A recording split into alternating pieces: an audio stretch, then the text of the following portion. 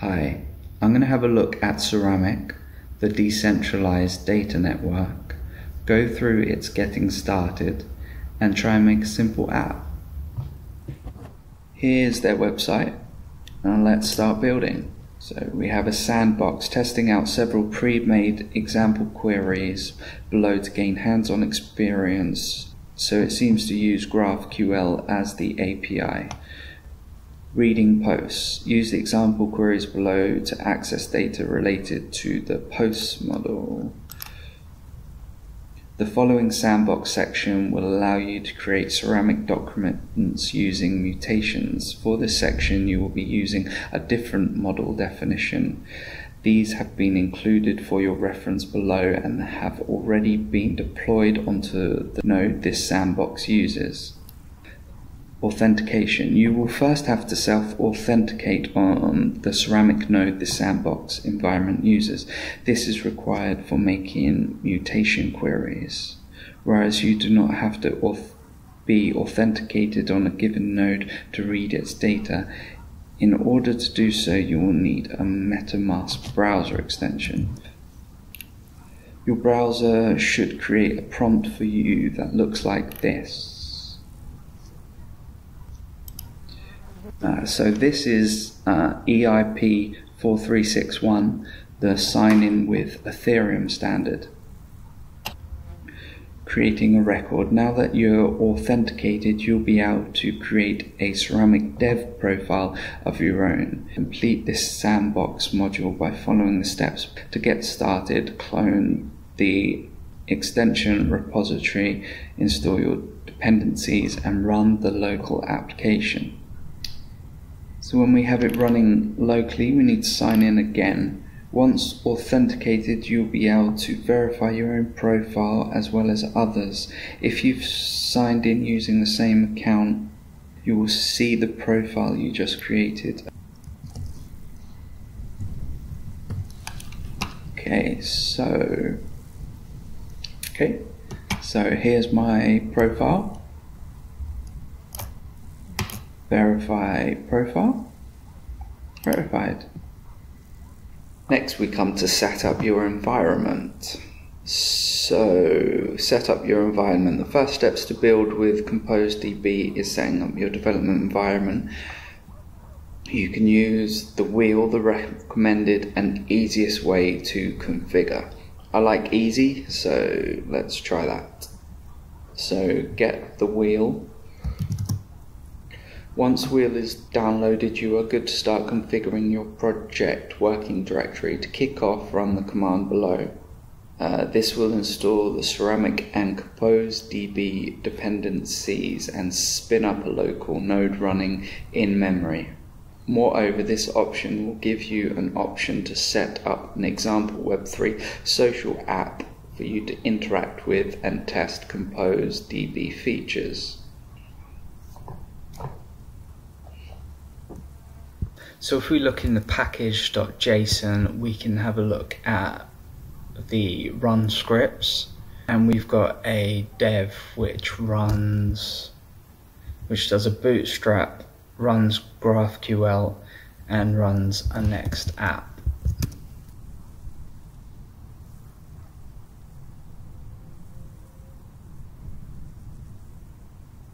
To get familiar with working with ceramic, it's worth reading up on the schema definition language, which is used by GraphQL.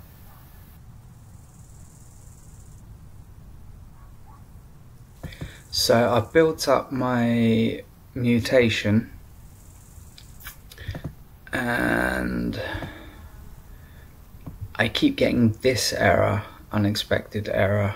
Digging around, come to see that there's no key linked to this runtime instance of GraphQL. So to get around that, what I will do is I will run GraphQL independently, comment that out, run dev again. So now we just have the app and ceramic running. If we look at the create your composite section of the documentation. We can compile our composite. We can compile our composites using this command. The composites we want is definitions.json runtime composite. Okay, so we have to compile it because the next step is in interacting with the data section of the documentation. We have this command where we can run a GraphQL instance and we can pass compiled composites along with a private key. composable GraphQL server, ceramic URL, blah de blah de blah, composites, compiled definition, private key, blah de blah de blah, port 505. So this time, if I go to viewer, I have my ID. Once you've done enough playing with Ceramic in the GraphQL user interface and with the example app, then you can start interacting with Ceramic in code. So run the Ceramic daemon, and you're going to want to make sure that your private key is in the config file. So here I have the DID derived from the private key that I was sure to keep note of. Next, we need our composites deployed to the network. If we go into the files for the example app, we've got composites. So I'm going to copy these and use that in my example app. So if we do composedb composite help, composite create a composite, a list of model streams from a GraphQL schema definition, language definition. Composite create, and then we need our model. It's a basic profile GraphQL, and then if we pass our private key .json, now we have the composite. Next we need to deploy it. So the command to deploy is composedb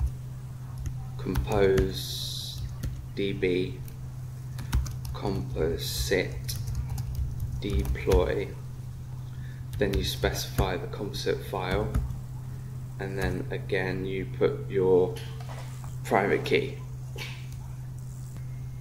So now it has been deployed, and last but not least, we need to compile the composite so that we can use it in the web app. So compose runtime.json. So now we have our compiled composite file that we can then use. If we look at composedb client section of the documentation, and we go to JavaScript client, here they've got a simple example.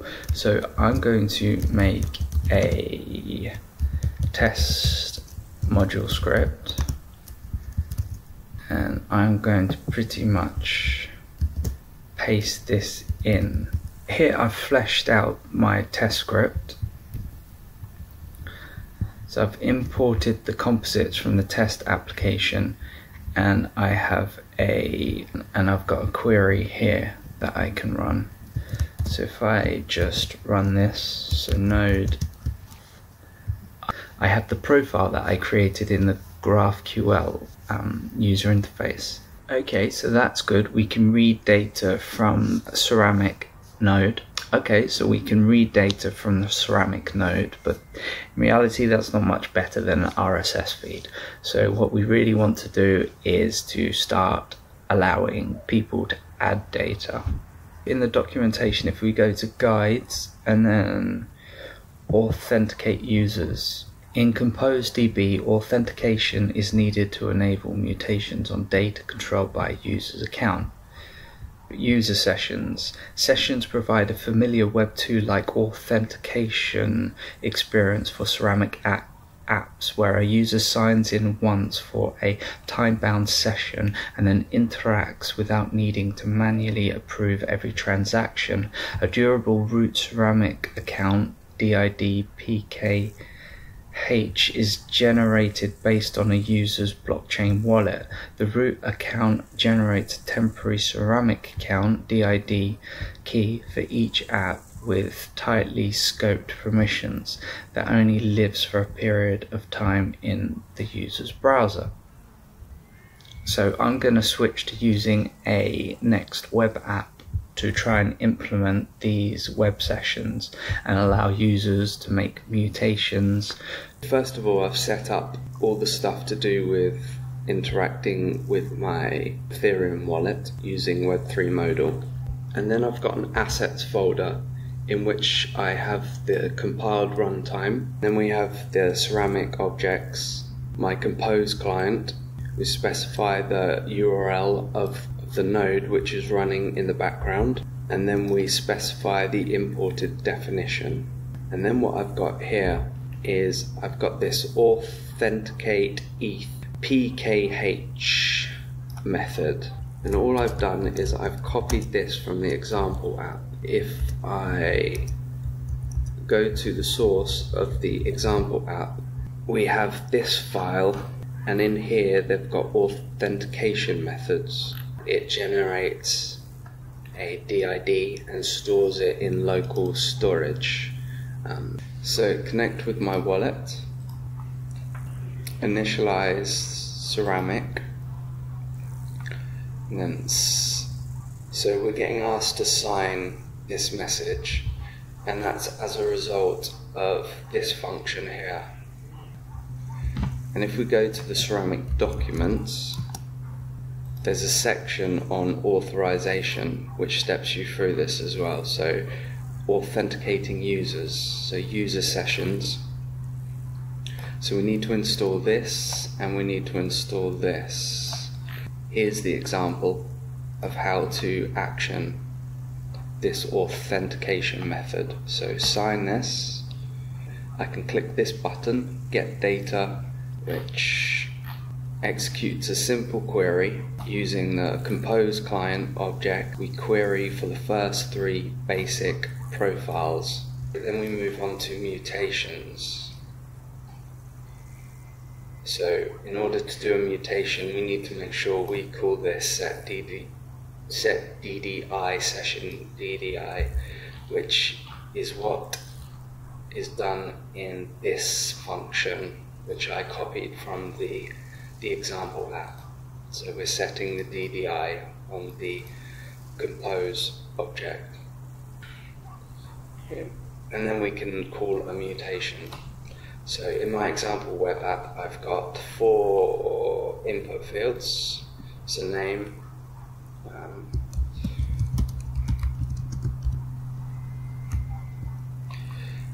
and then that calls this function.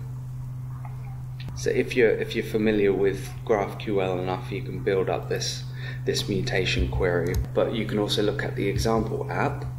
So if we go to components, we've got a user form. So here's update user profile. Now if I call get data again, I will have an updated profile. Because I'm using the same DDI, it is overwriting, but if I was to sign in with a different Ethereum wallet, then I'll create a different profile. So in conclusion, Ceramic is a very interesting project which lets you easily work with structured data building on top of the interplanetary file system, and they even have functions to allow you to easily work with encrypted data. I can't really gauge what the practical implications are of trying to use it as a back-end. One thing to bear in mind is that unfortunately they no longer have a public server, which means you will have to run your own server if you want to work with the network.